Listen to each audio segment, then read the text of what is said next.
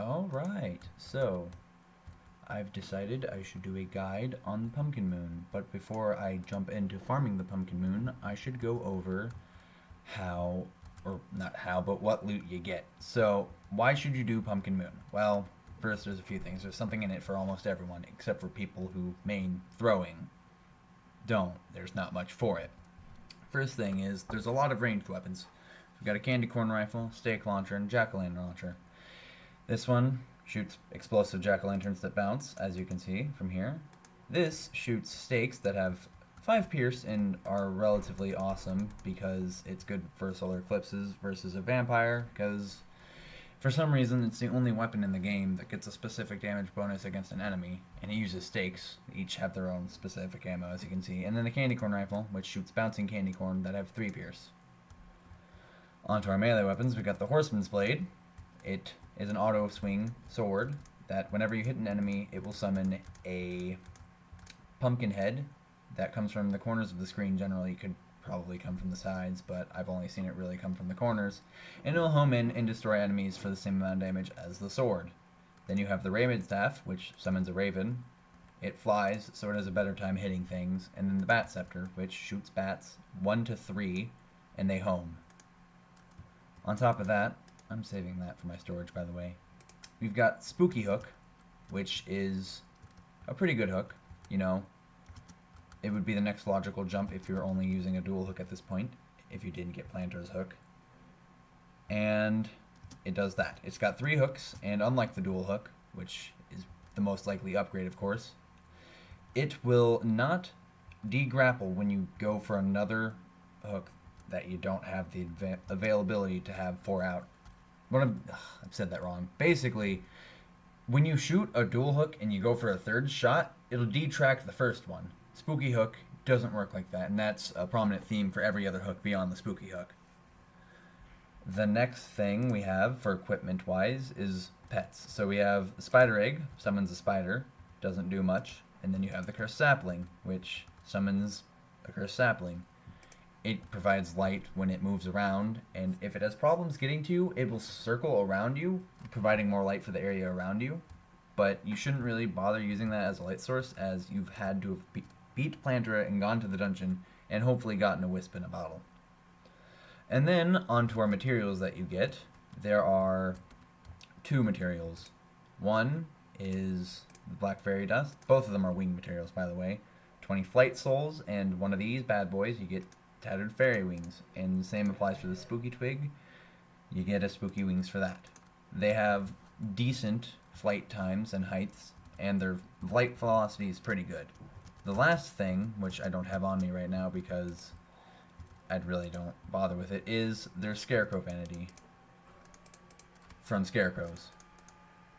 There's, one more thing I almost forgot. The Pumpkin Head. It kind of looks terrifying with this die, but there you go. Pumpkinhead Vanity. It's pretty cool. It shows up even when you're stealthed for, like, you know, Vortex armor or Shumite armor.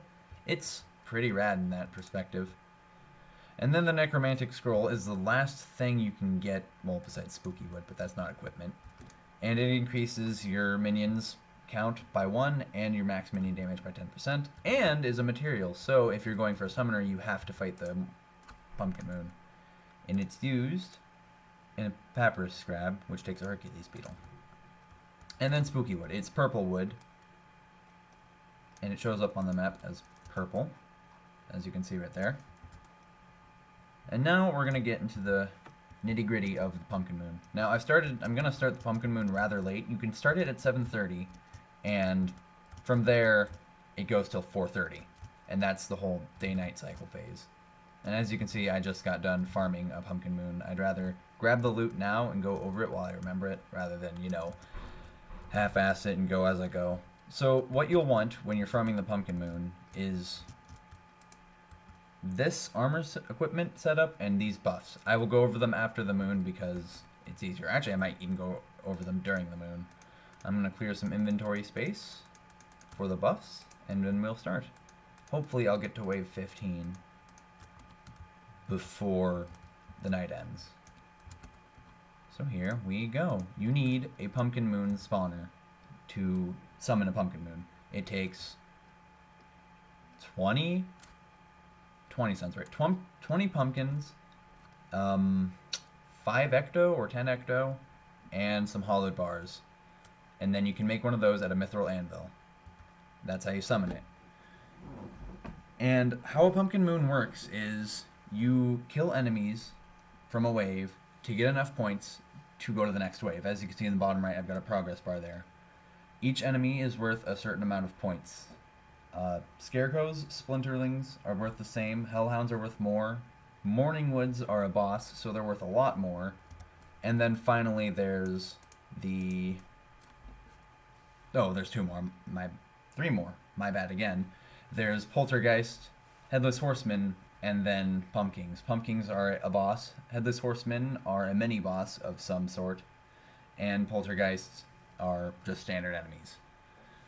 Now, the first enemies you'll encounter, the Splinterlings and Scarecrows, are basically just zombies with more HP and defense. They have, more HP and defense, and generally are pretty weak otherwise. Then the next enemy you'll encounter is a Hellhound. They move faster than the first 2 enemies, have more HP, and are slightly more resistant to knockback, I believe. Then your 4th wave will start sending you in Morningwoods, which are those. Morningwoods are bosses, so they have special attacks. Their first attack that they'll generally do is spray fire at you, and this fire stays on the ground for a while. The second attack they have is they shoot missiles, and these missiles go through everything infinitely, so they have infinite pierce, by that I mean, and they don't go forever though, luckily, so you don't have to worry about NPCs getting killed, but they have a pretty far range, as opposed to many other projectiles. Then you have, I guess you encounter Poltergeist next. I don't really pay attention to the early waves, but when you encounter a Poltergeist, you'll know because they're coming at you through walls. So if you're trying to use like a walled setup to make everything go above you so you can hit it, nah, they don't care about that. They're there to make you not do that. They, in fact, are very weak to knockback though. So if they are becoming a problem, you can smack them away. Then there is the Headless Horseman. He's immune to knockback, but he drops a banner, so he's not a boss, he's a mini-boss. And he does pretty good damage. He moves about as fast, if not faster, than a Hellhound, and will do a lot of contact damage. Sorry, I got a thing in my throat.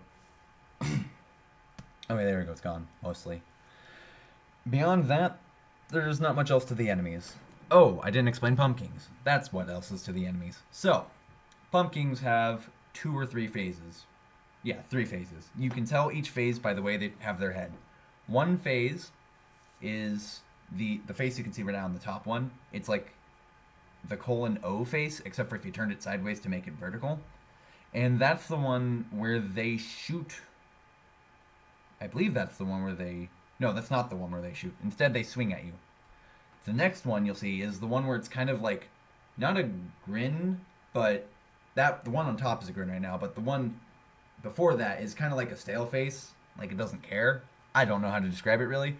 That one, it swings at you, and then the grinning one does something else. Each phase has a different attribute, but if you stand still, it really doesn't matter, because you'll be fine. Now, the importance of what I'm wearing and what I'm using. So I'm using full solar armor right now, so I've got a pretty good melee damage boost. On top of that, my accessories are an Avenger emblem, a Warrior emblem, a mechanical glove. I should be using a Celestial Stone, but I didn't because I wanted to make sure I got this done before the night ended. But a Celestial Stone, as you can see in my inventory, and a Nog Shield. All of them have menacing.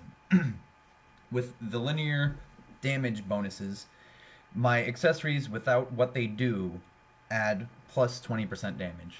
With the Warrior emblem and the Avenger and the mechanical glove, I think mechanical glove is 15. So you have 30 from your first and second, and then another 12 on top of that, plus 20. So you're looking at 62% more damage. Plus your buffs. So the buffs I use are Life Force, Heart Reach, Well Fed, Tipsy, Iron Skin, Wrath, and Rage. I probably skipped one, maybe.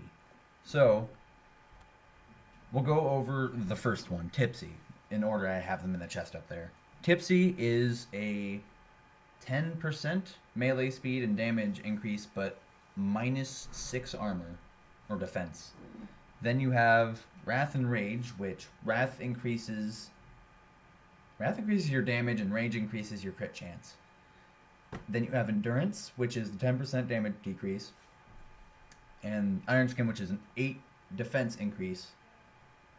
Life Force, which increases your max health by 20%, and Heart Reach, which increases your heart grab range.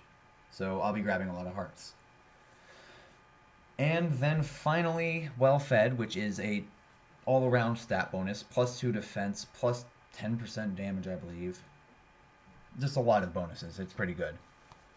And on top of that, I have the armor piercing from the the blade sharpening, whatever it's called, the sharpening stone to my right, which gives me armor pierce, which is essential if I want to kill them quickly, which you do because there's a spawn limit, and so when you hit the spawn limit, not anything else will spawn until you kill something, then something spawns again.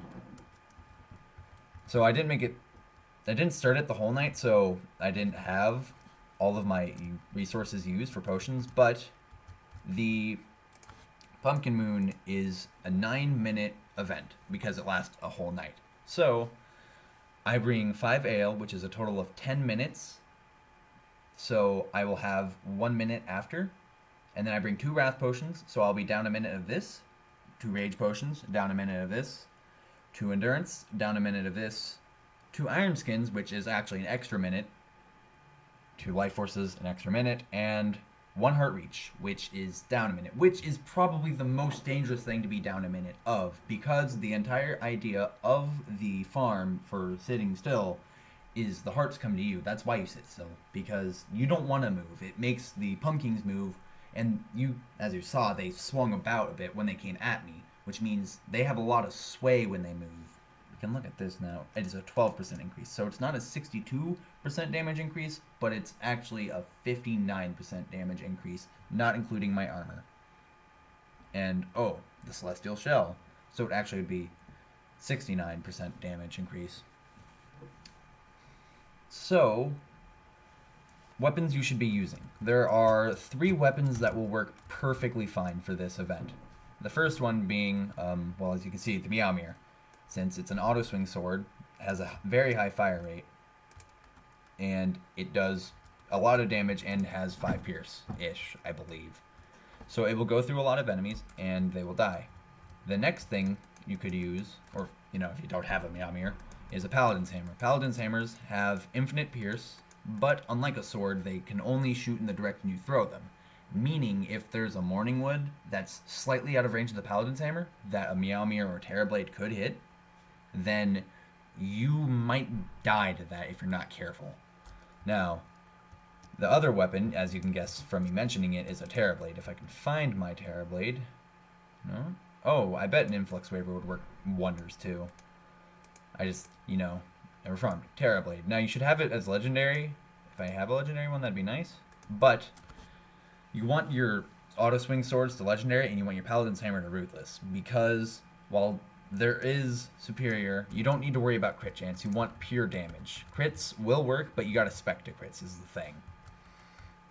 On top of that, there's not much else, actually. If I'm mistaken, I guess I'll correct it in post-production. But it should be fine. Oh yeah, Well Fed.